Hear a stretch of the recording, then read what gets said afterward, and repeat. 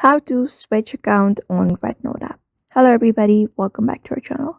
In today's video, we will be guiding you through on how you can switch your account on Rednote application. So if you're also wondering how you can do that, these are the processes you may follow up and you should be able to switch your account on Rednote app. So let's just go ahead and look out on how you can do that. First of all, go ahead and launch your Rednote application on your device.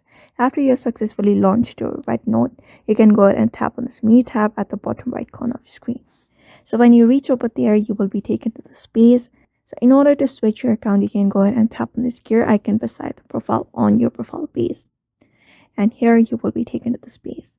So here at the last section, you can find switch account and log out. Since we are switching our account, tap on switch account and you will be taken to the space. So in order to add another account, you can go ahead and tap add account. After that, you can go ahead and use of your login credentials and you will be switched. Your account will be switched.